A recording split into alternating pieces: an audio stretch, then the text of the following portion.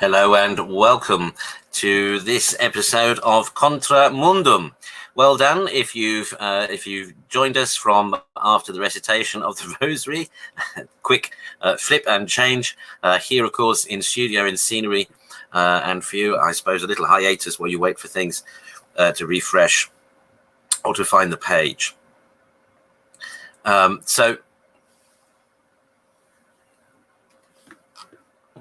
last week, we discussed the question, who is Jesus?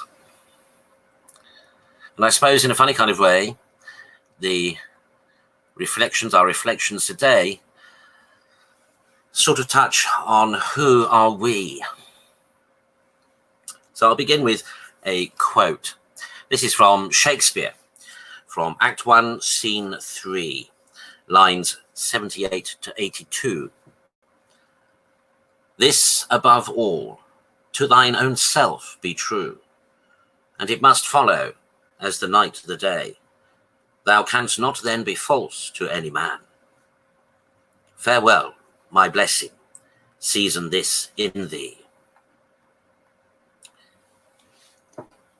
These, of course, from Shakespeare's play Hamlet, and the character Polonius, who is speaking these words of advice to his son Laertes at the time of his departure to Paris. Many consider, of course, these words today to be pearls of wisdom by Shakespeare on living a good and balanced life. The Elizabethan era audience of Shakespeare was well aware of the meaning of his words, though in modern age, words like self and true have different meanings. In fact, this phrase implies a multiplicity of meanings. The first meaning is that someone can better judge himself if he has done what he should or could have done. The second meaning is that one must be honest in his ways and relations. The third meaning is that one must always do the right thing.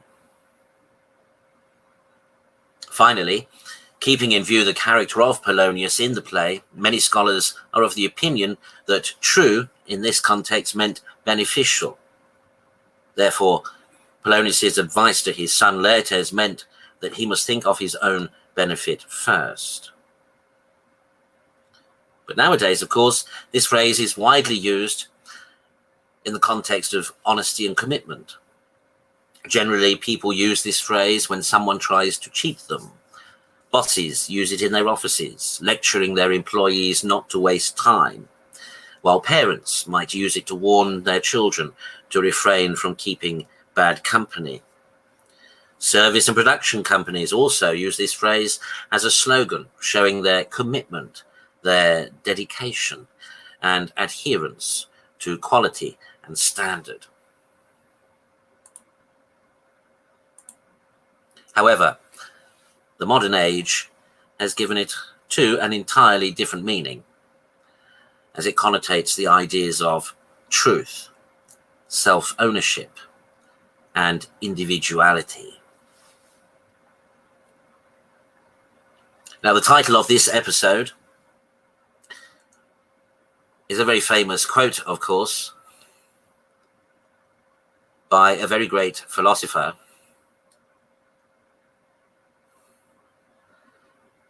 by the name of Descartes.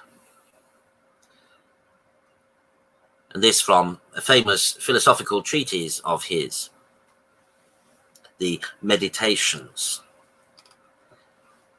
Ego cogito, ergo sum. I think, therefore I am.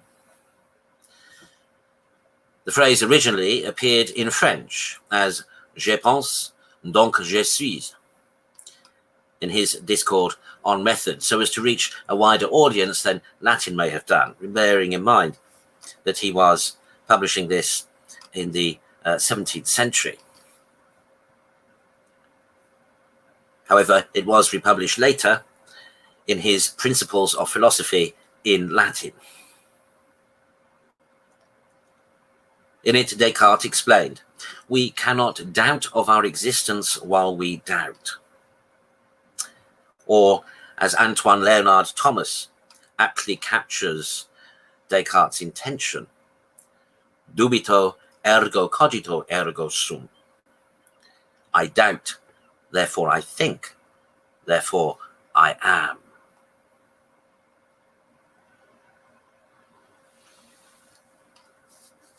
I doubt, therefore I think, therefore I am.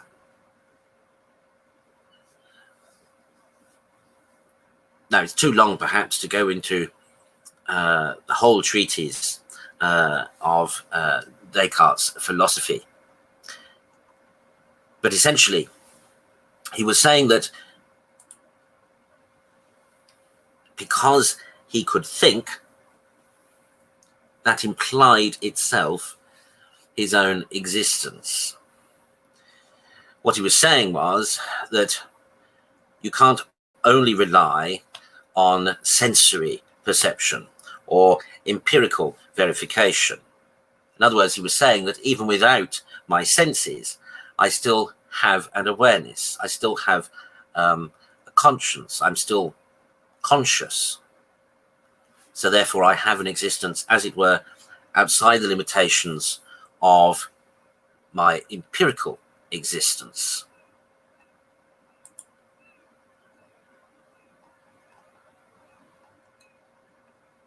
Descartes essentially saw two roles: re the senses and the acquisition of knowledge. He acknowledged that the senses are usually adequate for detecting benefits and harms for the body, like fire.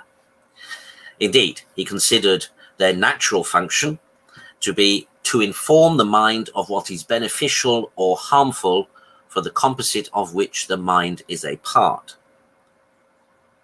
There he's talking about mind and body, because it is, of course, through the body that we have sensory perception. In this connection, he was agreeing with the conception of the function of the senses that was widely shared in the traditional literature in natural philosophy, Aristotelian literature, medical literature, and of course speaking to the natural functions of the senses. But secondly, he recognized that the senses have an essential role to play in natural philosophy. Some have suggested or tried to suggest that Descartes was claiming that he could derive all natural philosophical or scientific knowledge purely from intellect, independent of the senses. But Descartes knew full well that he could not do that. So he distinguished between general principles of his physics and the more particular mechanisms that he posited to explain natural phenomena. Although Descartes recognized an important role for the senses in natural philosophy, he also limited the role of sense-based knowledge by comparison with Aristotelian epistemology. According to many scholastic Aristotelians, all intellectual content arises through a process of intellectual abstraction that starts from sensory images as present in the faculty of imagination. Mathematical objects are formed by abstraction from such images. In other words, you can conceive of something that otherwise would be perceived by senses, but you can conceive of it abstractly, as it were, in your mind's eye without necessarily seeing it physically. And that from this you can infer or logically work out truth or knowledge. Descartes affirmed that the truths of, for example, mathematics and metaphysics are indeed grasped by the intellect operating independently of the senses and without need for assistance from the faculty of imagination. Descartes designated the exercise of the intellectual capacity apart from sense-based images as the use of pure intellect.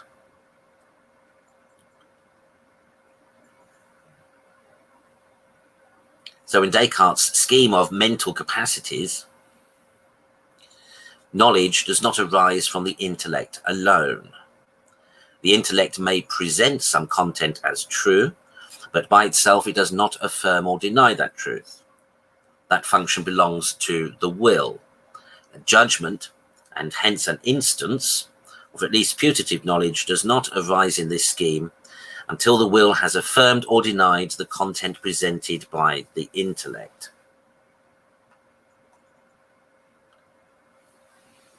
So you can conceive and imagine truth, but it really is an aspect of the will for which you may seek veracity, for which you may seek the truth of it, or rather confirmation of that truth.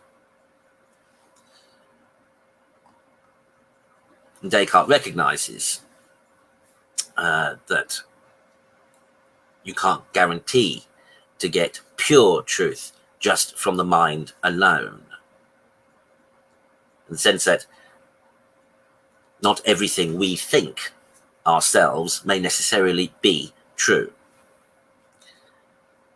The intellect is the power of perception or representation, he says. Acts of pure intellect occur without the need for any accompanying brain processes. They are just intellectual perceptions. But he says there are other intellectual acts that require the presence of the body for sense perception, imagination, and corporeal memory. These intellectual acts are less clear and distinct than acts of pure intellect, and may indeed be obscure and confused, as in color sensations, recognizing color.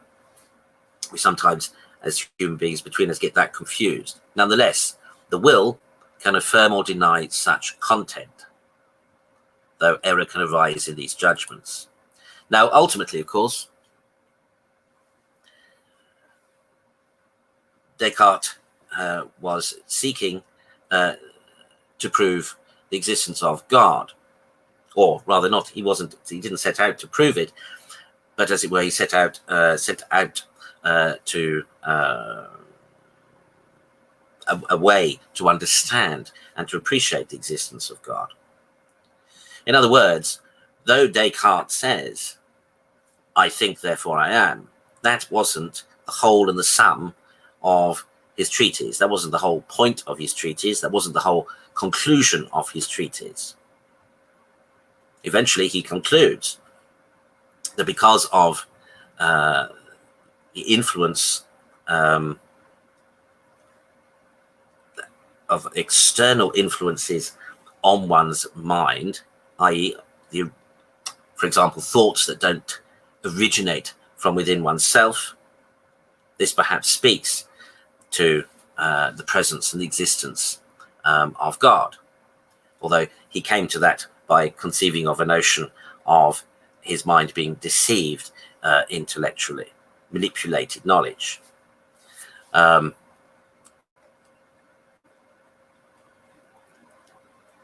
Now, what's interesting, of course, today is that, as I say, many use this phrase, "I think, therefore I am," to assert their own sense of self above the principle of mere existence. And why might this be so? Well, we'll come on to that in a moment. Now, of course, we all know, though few of us have actually lived or experienced it, we all know that at one time the church was regarded as the source, the go-to source for knowledge and indeed for truth. Then, of course, in the Enlightenment so-called period, they derived this sense, strangely again, through a kind of doubt that maybe there was, or it was possible to discern truth without God. One Thomas Paine, a notable American political activist, arguing for the philosophical position of deism, challenged the institutionalized religion and the legitimacy of the Bible. This toward the end of the 18th century.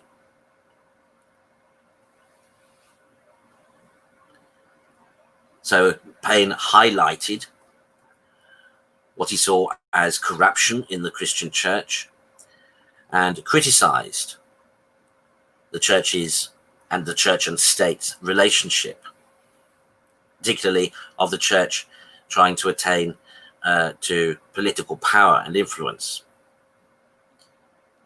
Paine advocates reason in the place of revelation, which led him, as it did many other philosophers of his day, to reject the notion of miracles and to view the Bible as an ordinary piece of historic literature rather than a divinely inspired text. He promoted natural religion and argued for the existence, but did argue for the existence of the Creator God.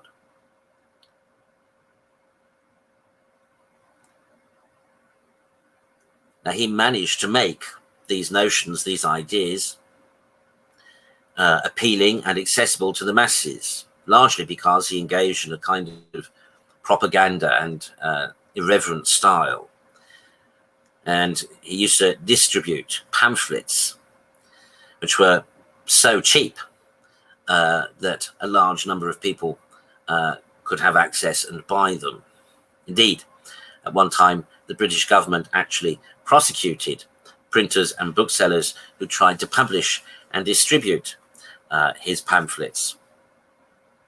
Nonetheless, Paine's work inspired and guided many so-called free thinkers.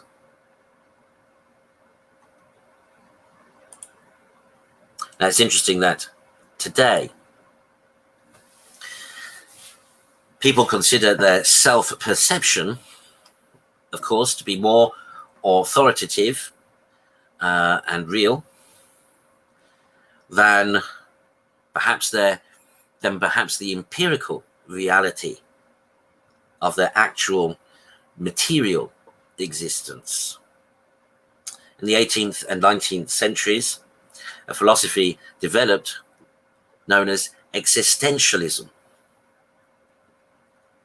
Existentialists believe that people are born without purpose into a world that makes no sense, but that each person has the ability to create his or her own sense of meaning and perhaps peace.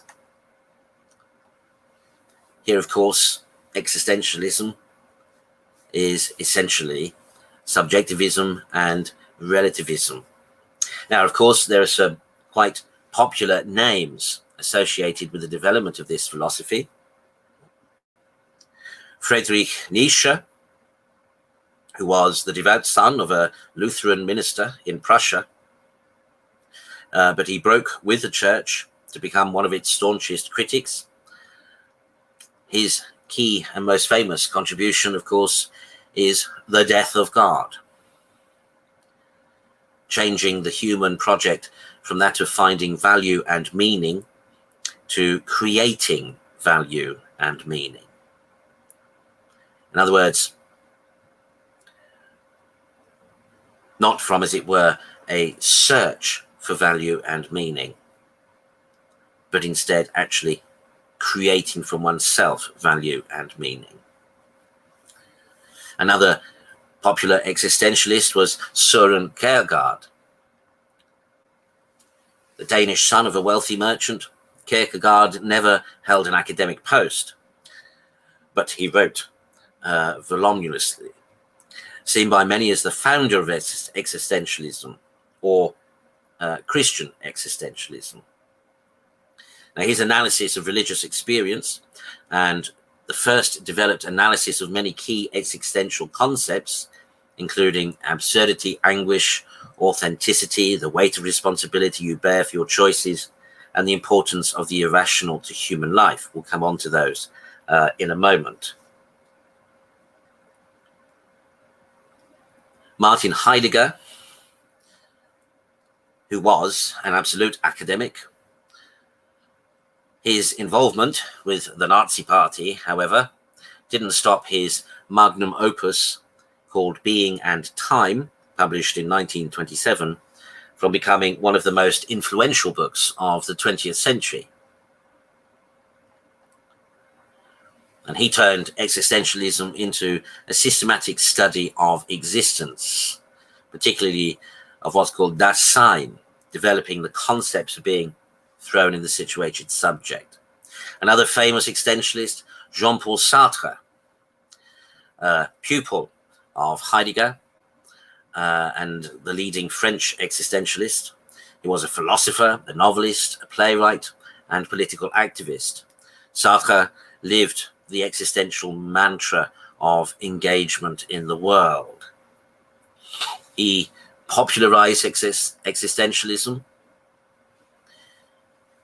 summarizing the existential perspective in the phrase, existence precedes essence. And he developed existentialism as a philosophy of freedom. Simone De Beauvoir, seen by some as a mere mouthpiece of Sartre, De Beauvoir was a thinker in her own right and made significant contributions to literature, feminism, as well as existentialism. She sought to address the problem of other people, the development of a sophisticated existential ethic, and was responsible for grounding much of modern feminism in an existential framework. And lastly, Albert Camus. In many respects, Camus is the conscience of existentialism. A deeply compassionate man, his philosophy was centered on what he considered the universe's greatest injustice, death. And ironically, he died at a relatively young age. He wrote the greatest and most accessible of all existential novels, called The Stranger, and developed existentialism as a philosophy of absurdity, infusing existential philosophy with compassion and genuine humanity. Now, these are, we might say, key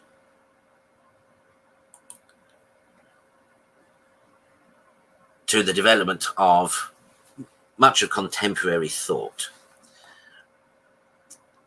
So key existential concepts are the meaninglessness of life, the absence of God, and the loneliness of being a thinking individual. Absurdity. What human beings encounter when they come into contact with the world. Absurdity is brought about because the human instinct to seek order and meaning is frustrated by the refusal of the world to be orderly or meaningful. Absurdity is brought about because the human instinct to seek order and meaning is frustrated by the refusal of the world to be orderly or meaningful.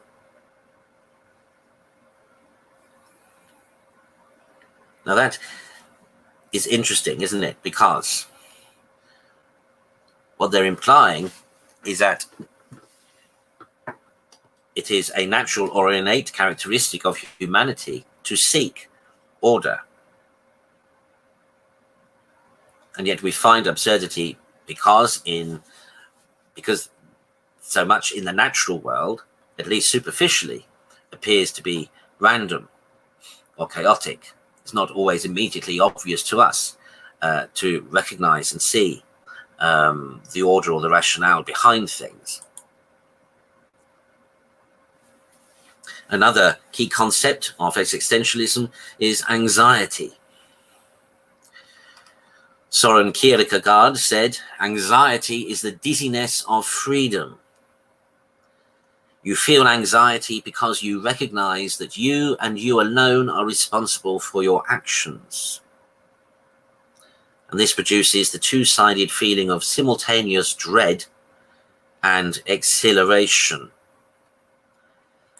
Now, this is interesting because this is a phenomena that seems greatly in recent years to have become a common characteristic amongst young people. Many are anxious. Many talk about experiencing anxiety.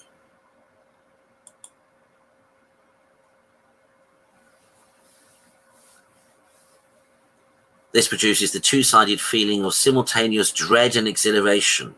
So there is, as we know, can be a kind of nihilistic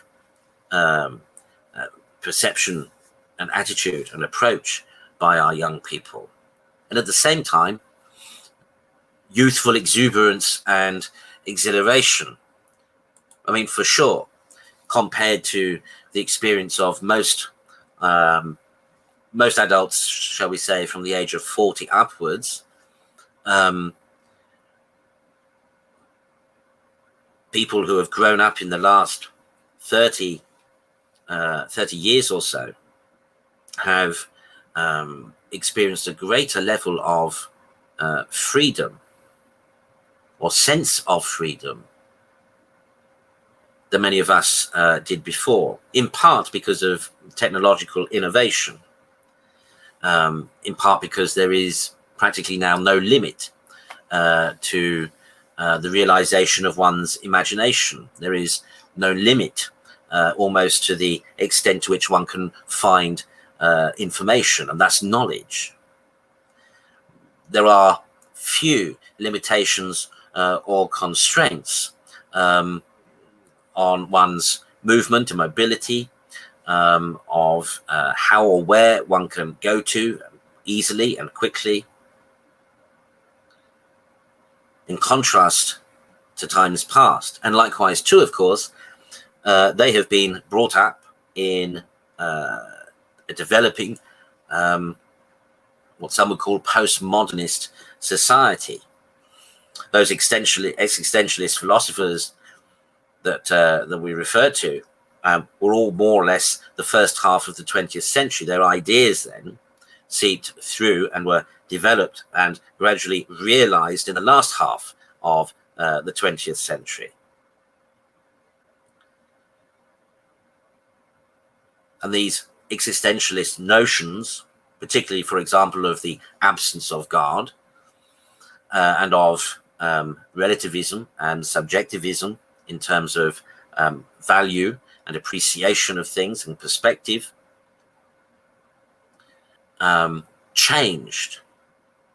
literally changed society, social mores, the way society thinks and behaves and considers proper behavior, etc. Now, one can't help but think perhaps of Proverbs, spare the rod and spoil the child, in the sense that the effect of that greater freedom, on the one hand, seems to superficially have brought up a generation of people who superficially can appear extremely confident, extremely self-assured, certainly possessed of a greater sense of self, but who at the same time are manifesting anxiety. So anxiety, the dizziness of freedom. Another key concept is alienation, the sense that you're a stranger in the world or a stranger to yourself, that many aspects of existence can be alienating. One of the primary sources, of course, is absurdity, because the world seems so chaotic from outside oneself.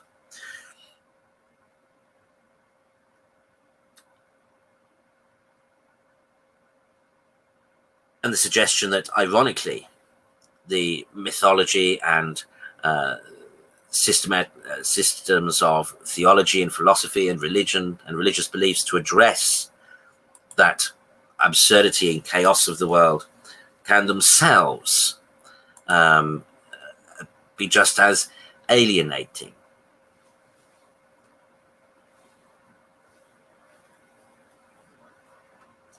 So a sense of alienation, the sense that you're a stranger in the world or a stranger to yourself.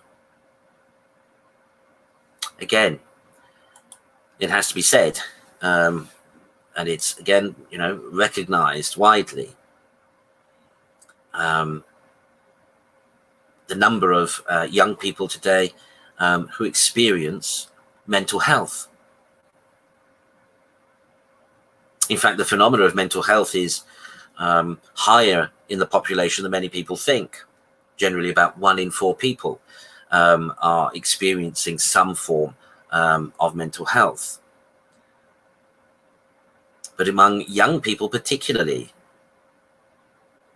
this is manifesting itself in higher rates, for example, of suicide,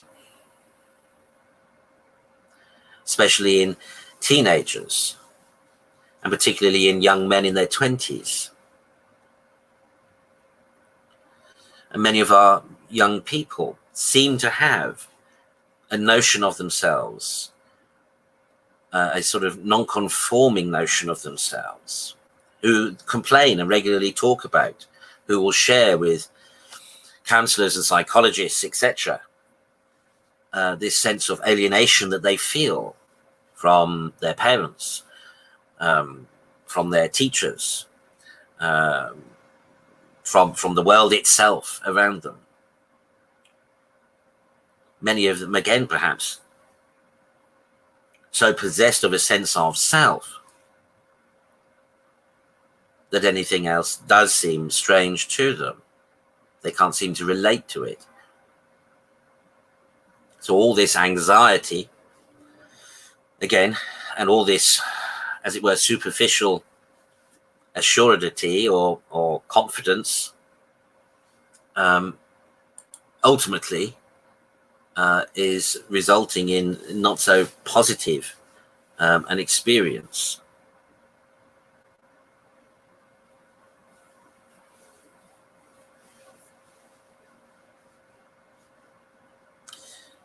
Now, Sartre coined the phrase, existence precedes essence. So what he's saying is that when we're born, we have no meaning, no purpose, no definition. He says that human beings exist and only later define themselves.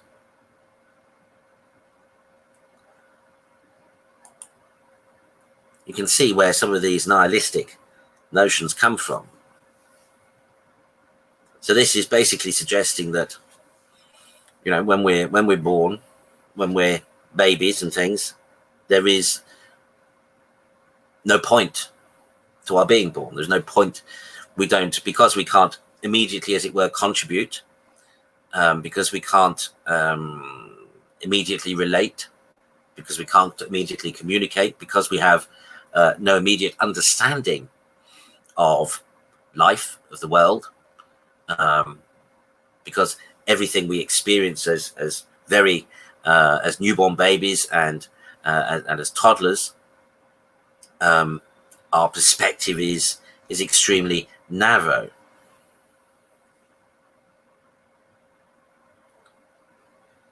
So he's saying that there's no, as it were, value to human life until you become more aware, more appreciative, more developed, more able to interact and engage, and then more able to define who you are in relation to what you perceive and how you appreciate the world around you.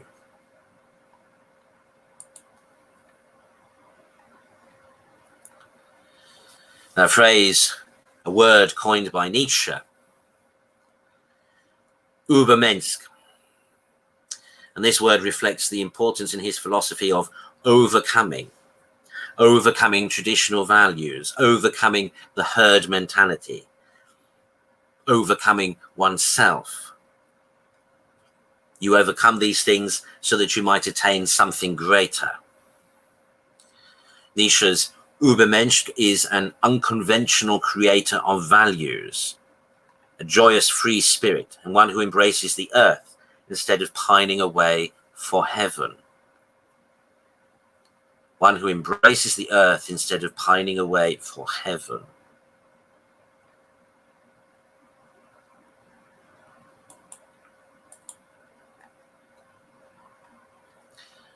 The death of God. Again, a foundational principle of existentialism.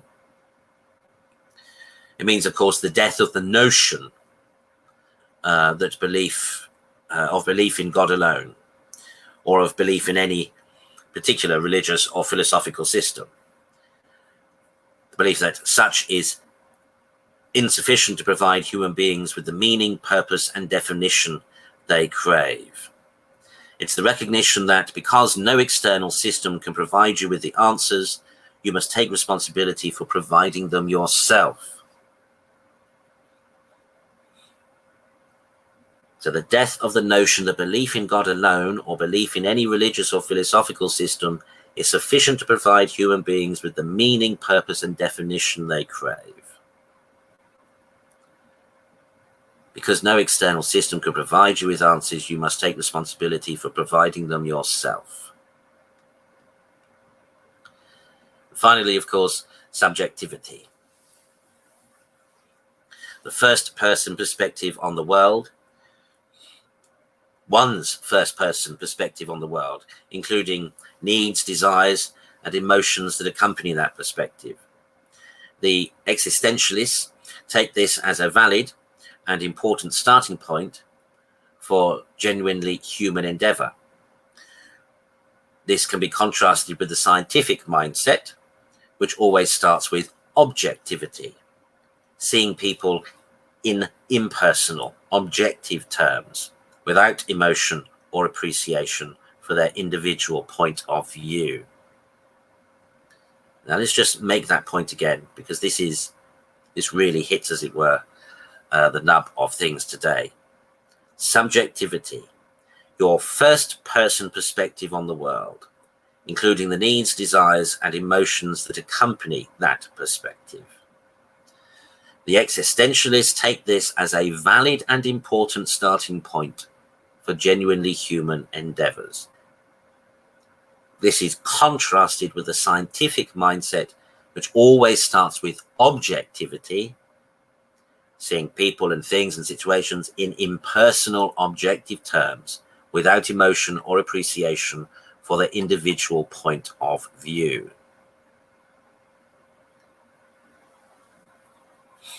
So to sum it up, existentialism is a philosophy which claims that there is no God, that morality is relative, that meaning comes from the individual rather than a higher power, that it is up to the individual to give their life meaning, because if they do not do so, then their life will be meaningless. Now, existentialism changed society because it changed the beliefs of what society collectively believed.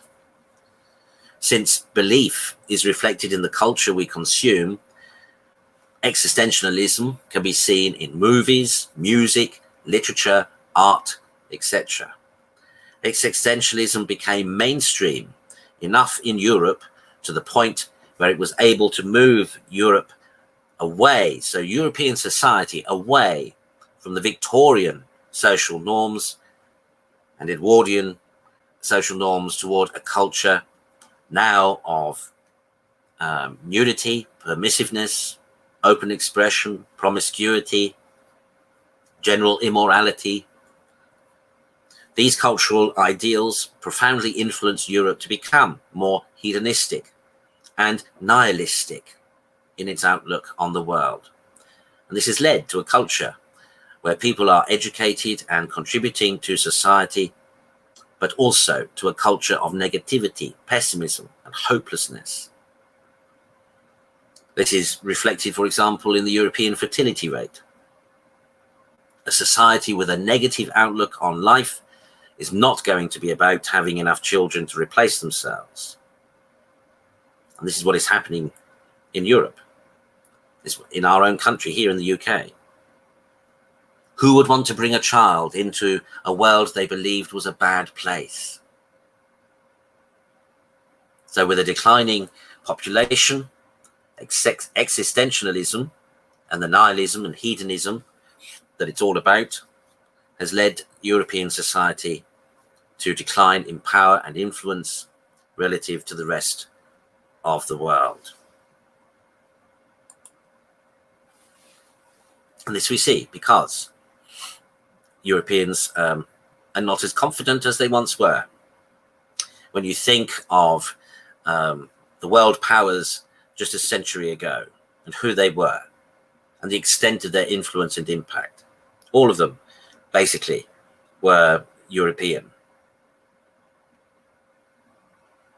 2 world wars, etc., and the introduction of existentialism has ground and wound all that down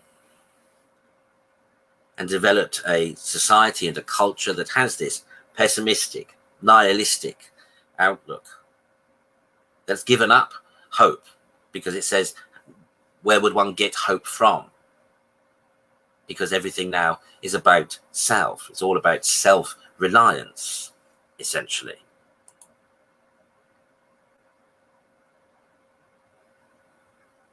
So we have now a society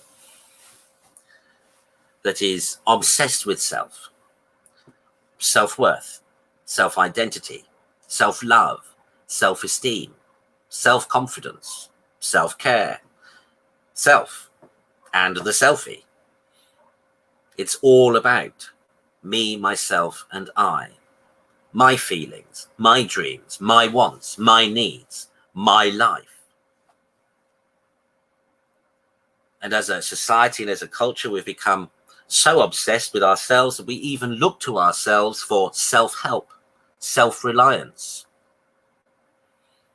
for mindfulness, which is all about looking interiorly for meaning.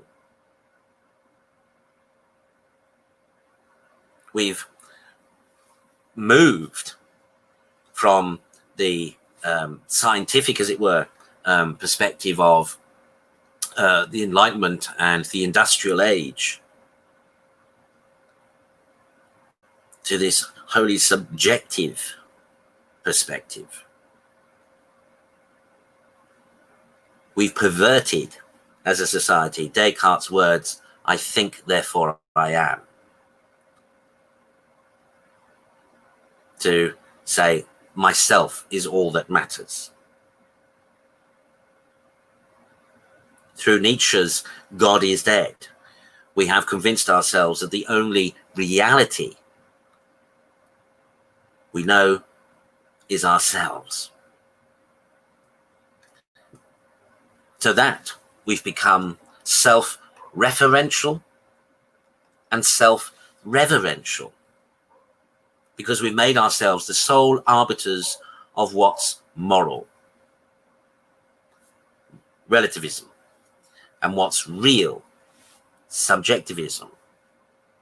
You know, moral relativism, well, I don't think it's wrong, even if you do.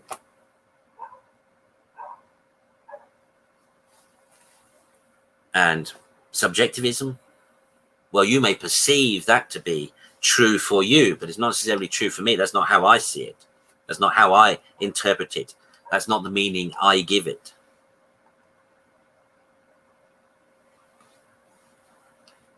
So, to thine own self be true, as we started off at the beginning, today means my own truth.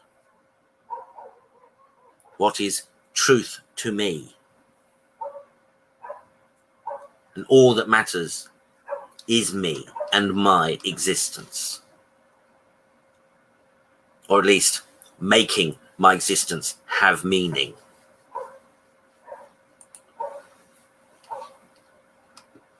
So this is what the world is today.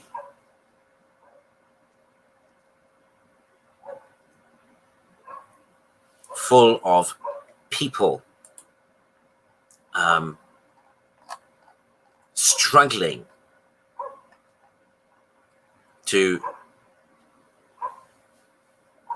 have confidence, to rely upon their own perceptions and interpretations, their own subjective responses and reactions to the world around them. Because they have no reference now to anything else, no reference to any other system of morality other than what seems right or wrong to them. And even to the point, truth. You know, the first, 3 programs ago, I think, we looked at truth. What is truth? Pilate's question, of course, to Jesus. What is truth? Truth, of course, was standing personified in front of him in Christ. But this is the problem today. There is no common, as it were, standard idea or notion of truth. Even the scientific method is being turned upon its head. All the issues around self-identity, for example.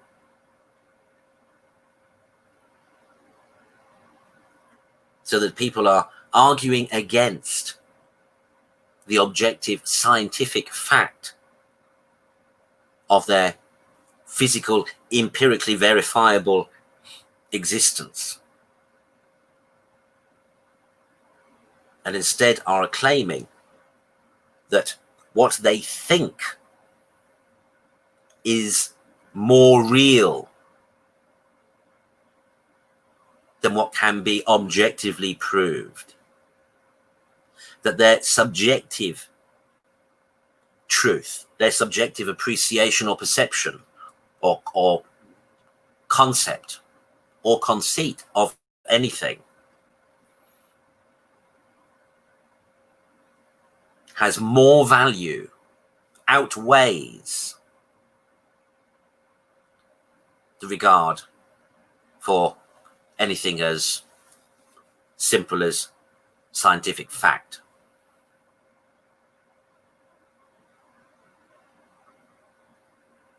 Indeed, in many ways, this existentialist culture in which we're now living is a self-conceit. It is a self-conceit. And of course, ultimately, deceit.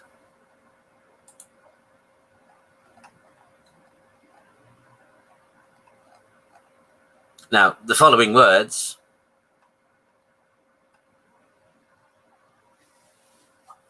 were written almost 2,000 years ago.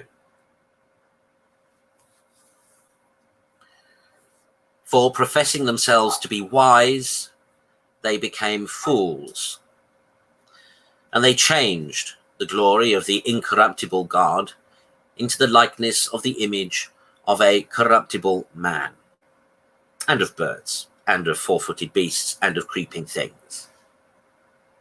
Wherefore, God gave them up to the desires of their heart, unto uncleanness, to dishonor their own bodies among themselves, who changed the truth of God into a lie, and worshipped and served the creature rather than the Creator.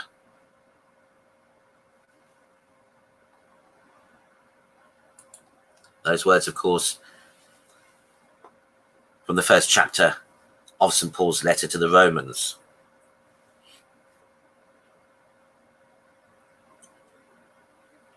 Now, if it's been a while since you've read St. Paul's letter to the Romans, may I suggest that you ought to look at it again and reread it again.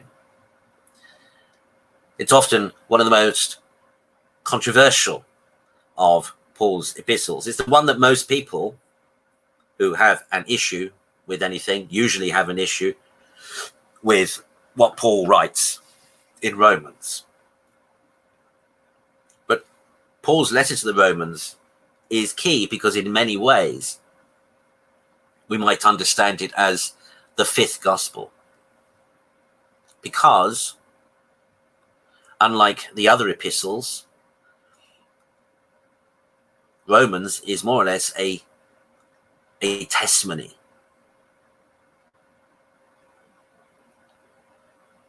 Within the context, St. Paul was at Corinth and going to Jerusalem. He knew Jerusalem was going to be iffy, and thus he might not be able to get to Rome. But he wanted to ensure that the Romans got the gospel. And so he wrote his letter to the Romans from Corinth before traveling to Jerusalem. Now, of course, we know later that he does manage to get to Rome. But his letter to the Romans essentially was an exposition of the gospel message.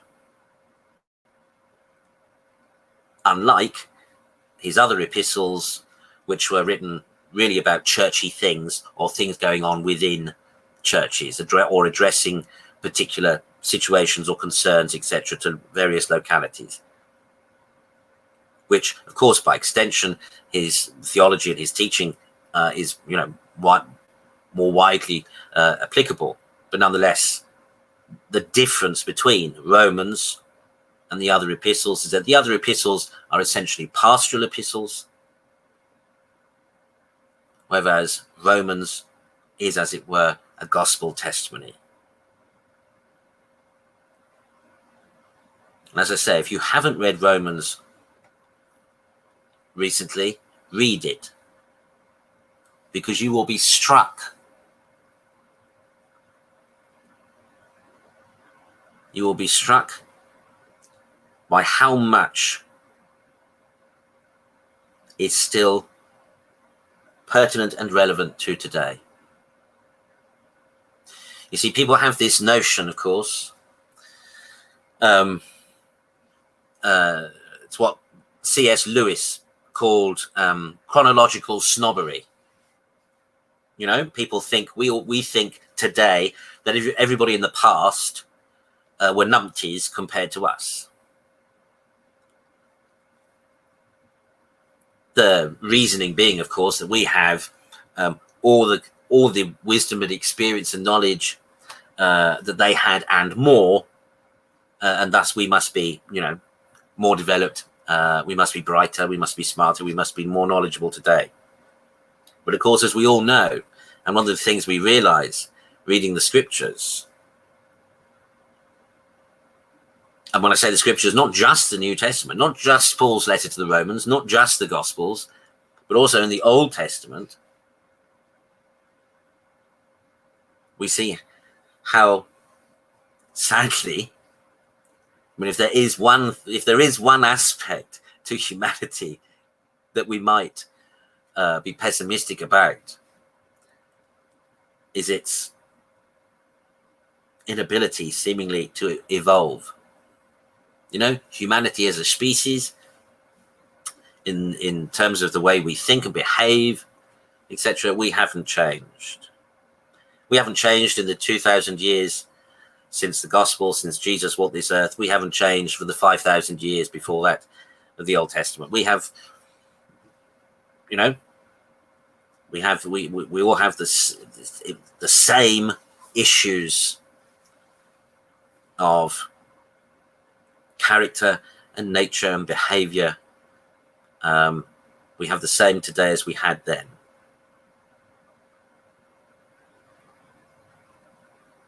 But it's amazing reading, for example, the first chapter of St.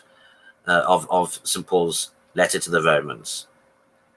Amazing to see straight away parallels to what's going on in our own society today.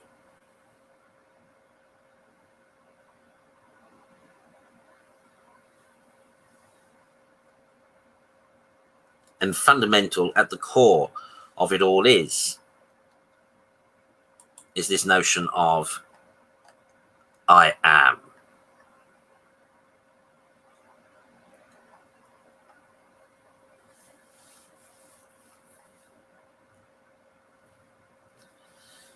Now, I was originally going to use the following quote as a title for this episode. Ego sum qui sum. Ego sum qui sum. This was God's answer to Moses' question, what's your name? Ego sum qui sum. I am who am. I am who am. This variously became Yahweh. I am. Now, of course, one of the things I hope that as a Christian you will know is that phrase, I am who am, or I am that am, or I am that will be, etc. I am is recognized as a wholly divine, well, refers wholly to the divine.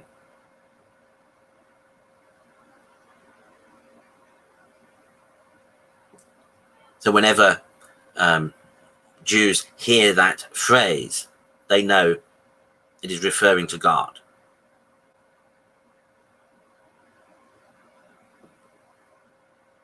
Now, hopefully you will know that Jesus himself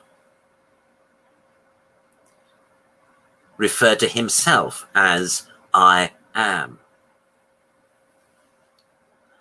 There are 7 I am sayings recorded in St. John's Gospel.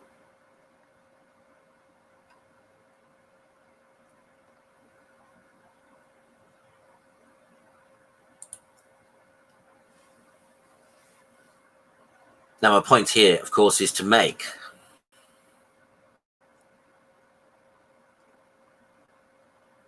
people today, me, myself, and I, are claiming what about themselves but that I am.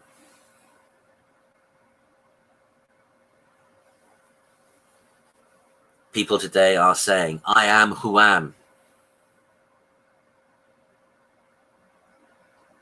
Because having taken away God, haven't taken away all other socio-cultural constructs, traditions, etc., they say, I'm only left with myself, therefore I am.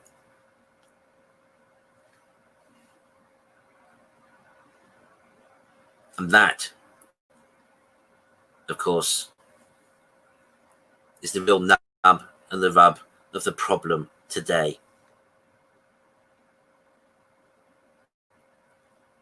That people have substituted themselves for God. I am who am. That's their thinking, their self-perception, their self-appreciation. That's what they think through. Existentialism is the only truth that matters. That I am who I am. And of course, who they think they are.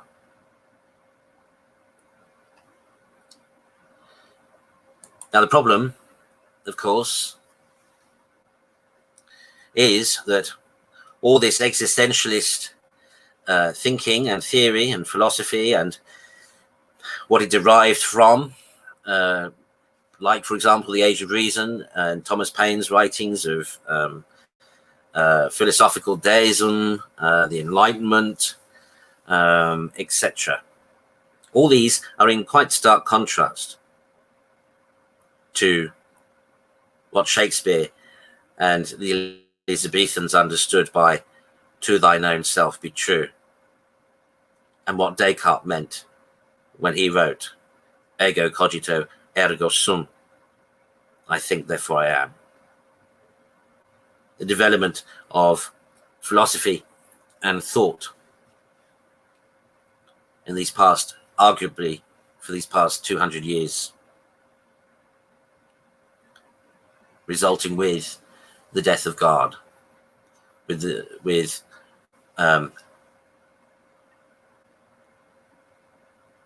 subjective morality, etc.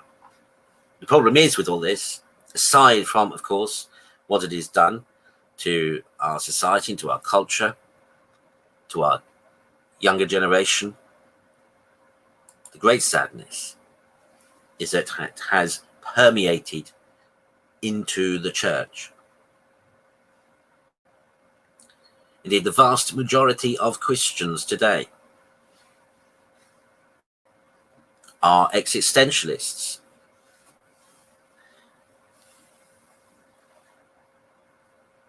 They think of Jesus as their friend, basically to hold their hand and help them get through the chaos and absurdity that is the world. Instead of course, seeing the reality and the truth about themselves in comparison with him, and in order to see their real selves as children of God.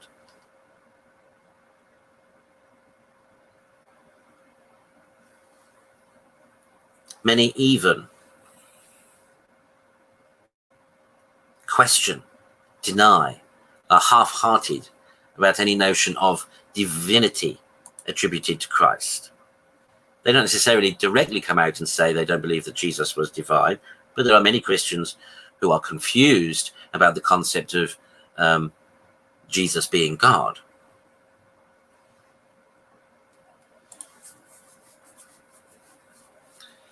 You see, when it comes to commitment and discipleship, all of that today is relegated to feelings, to emotions. It's all to what I'm prepared to do, what I feel like doing. The level of my commitment, the level of my dedication, the level of my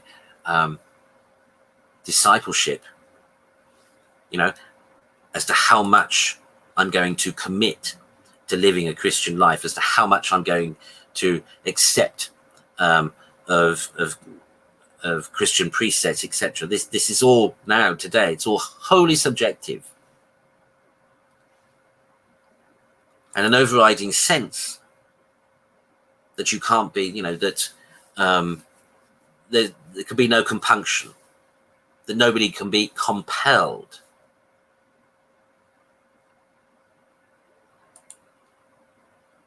There are very few Christians today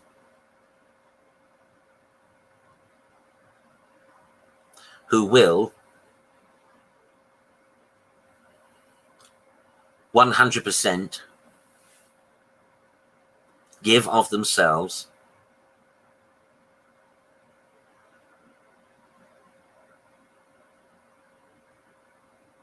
to the fullness of what is demanded by Christ as charity.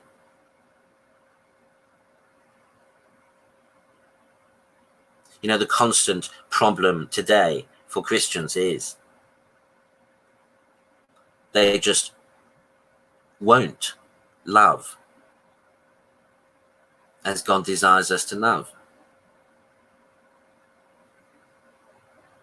They can just about bring themselves to honor the second commandment, to love neighbor, but in large part because that feeds their existentialist notion of self, because it gives meaning and a purpose. To some, for others, it's because subjectively they get something from it. Many, of course, feel a sense of righteousness about it. But they all struggle with the notion of loving God with their whole heart, whole mind, whole soul, whole strength, of giving themselves completely and utterly to his will. of surrendering their own sense of self and will to his commandments and to his precepts.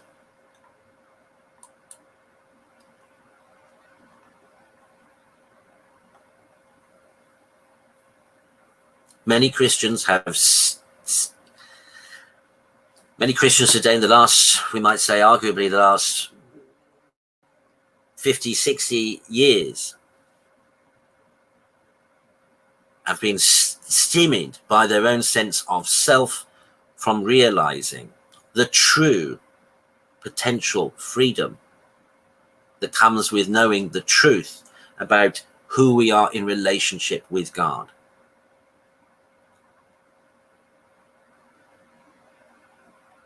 Of purpose, the meaning and purpose of our lives with God.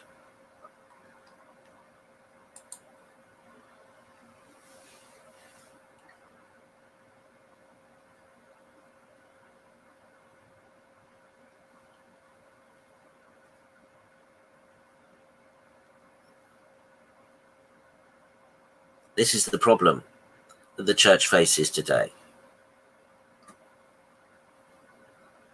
Well, so the problem that the church faces is this is the sadness, this is the regret about the condition and state, we might say, of the church today. That there is basically fundamentally a lack of charity toward God.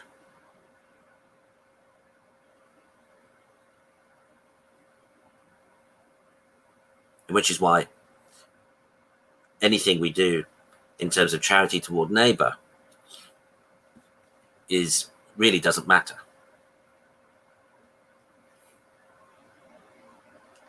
Remember again, St. Paul in Corinthians. I can have faith to move mountains, I can do this, that, and everything else, but if I have not charity, and I have not charity if I have not charity for God.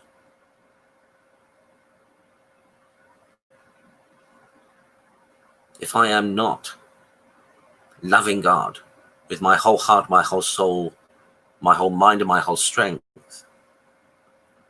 I am not manifesting, nor even experiencing, nor sharing charity.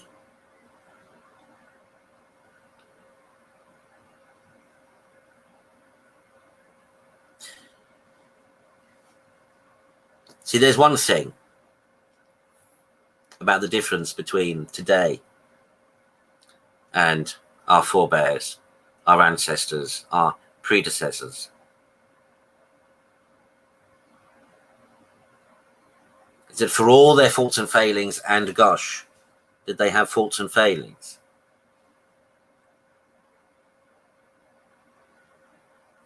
But they all believed, okay, in gods, if not God.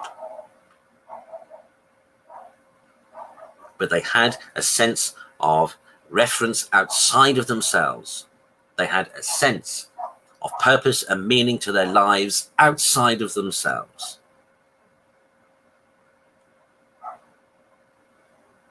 Whereas our self-obsessed culture today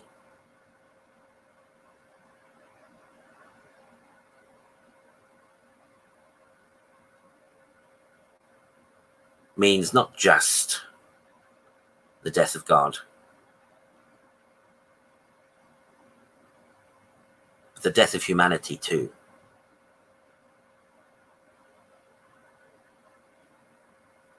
Because for us, my brothers and sisters, as Christians, you see, we have to believe and we understand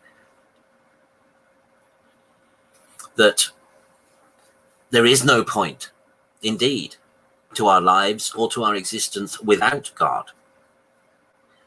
See, that is the antithesis of the existentialist philosophy that is pervading our culture now.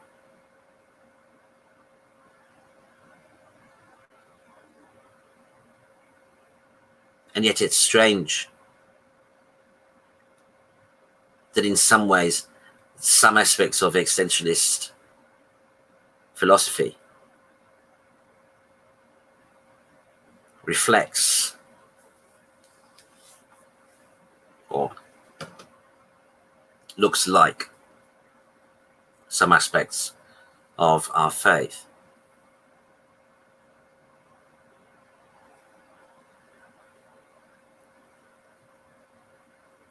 For example, the existentialist notion of there being no purpose, no meaning to life without God actually reflects a truth that we understand as Christians.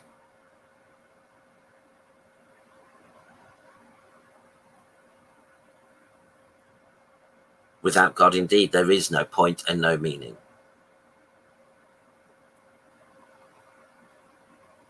And for us as Christians,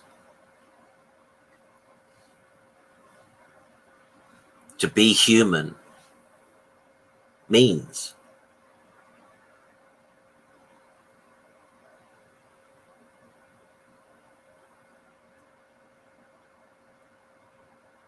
to recognize the image and likeness of our Creator.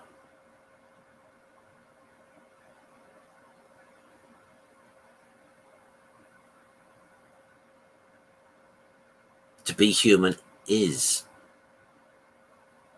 to desire and to want to be in a relationship with Him who created us, who purposed us, who gives us meaning.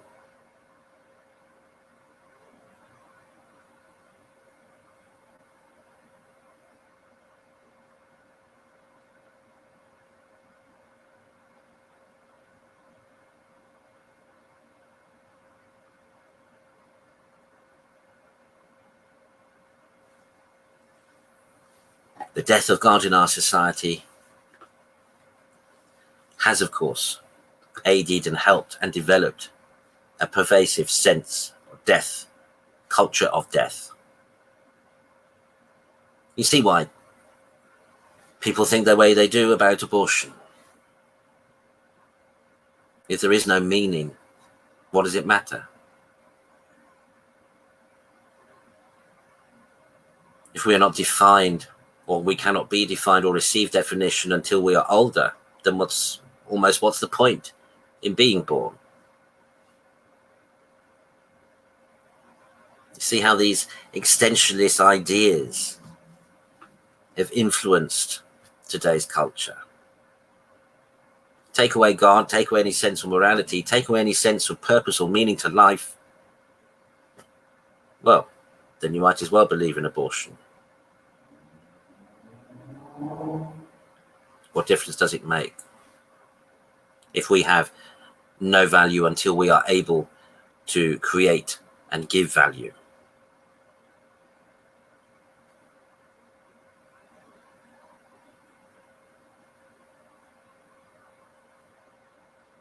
There's no appreciation there, you see, of the principle of charity.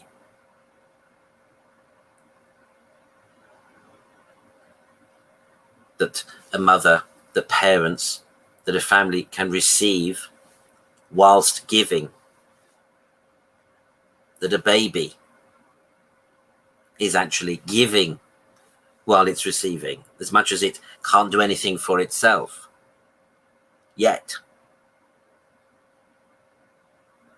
it's enabling the parents to reach out of themselves.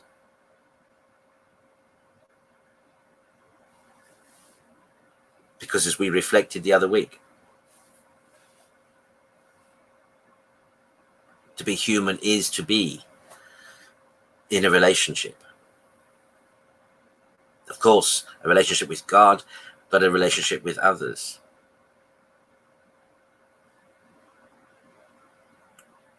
And so even those who cannot help themselves, that require help, of course, they provide purpose, they provide meaning, they provide the opportunity in serving them to realize purpose, to discover meaning. They who seemingly, perhaps, for example, those who are born in a vegetative state, those, ironically, who seem themselves trapped and isolated, perhaps living in a whole existence of their own, nonetheless, by the necessity that requires the service of others to assist them, actually enables and gives purpose and meaning to the lives of others, calls them, draws them to come out of themselves, to manifest selflessness, to manifest sacrifice, to manifest charity. That, of course, is what we're all called as Christians to be, to exercise, to manifest, to live charity, to generate charity, of love begetting love, of selfless love, of sacrificial love.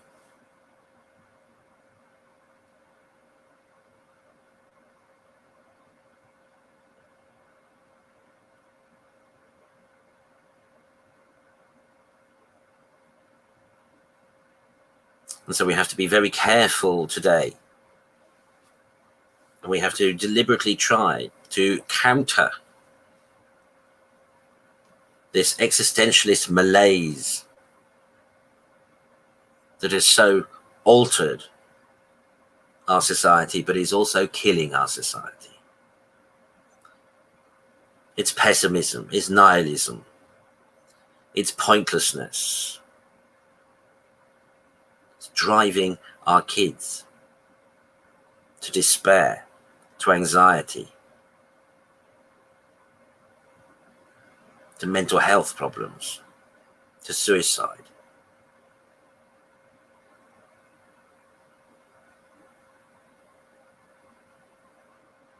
As they, without a God, cannot fathom nor make sense of their lives, of the purpose of their lives, of their existence.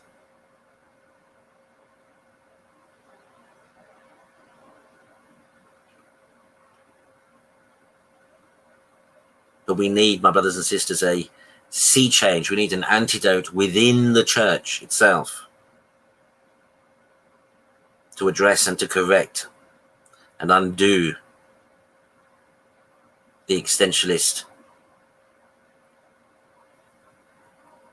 influence that has pervaded our churches.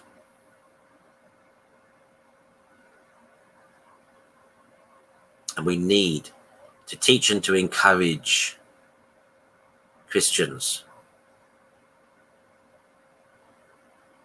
once again to try to live wholly for God, to counter the culture.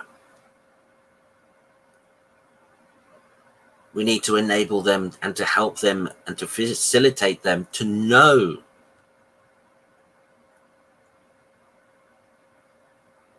that they are loved by God, that they are purposed by God, that they are called by God, that they have inherent meaning by being, by existing.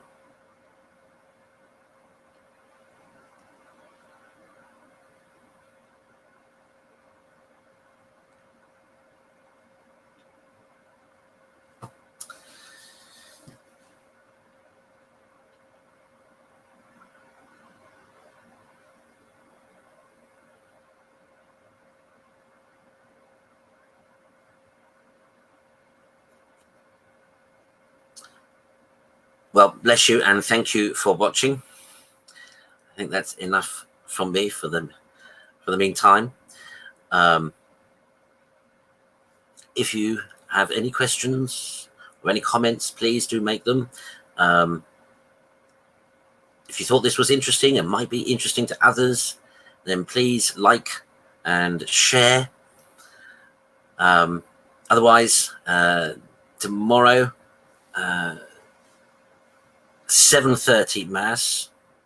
Tomorrow, Saturday, 7:30 Mass. I'm just remembered I must change the earlier posting. 7:30 Mass, midday Angelus, 6 o'clock Angelus and Rosary, and of course at 6:30, Old Romans Unscripted, our current affairs, church headlines discussion program. And there's been some juicy headlines this week for us to chew over. And we're also going to talk about October, which of course is the month of the Rosary. So that's tomorrow. Meanwhile, bless you and thank you for watching. Take care and God bless.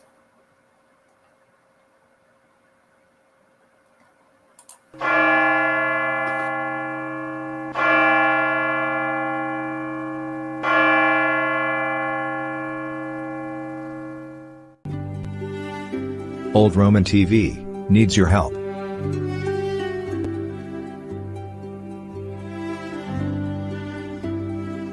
So that as many people as possible can find us. We need you to share, like, tweet, and emote every episode you watch. We need everybody to subscribe to our YouTube channel so that we can monetize it. Subscribing to the ORTV YouTube channel means you can re-watch your favorite or missed episodes whenever you like. But to really help us, we need regular financial support to enable us both to sustain and to improve our programs. Becoming a patron means not just receiving great merch, but also other privileged benefits like advanced viewings, premieres, sponsor surveys, unique interviews, and many other benefits, including a regular Mass intention.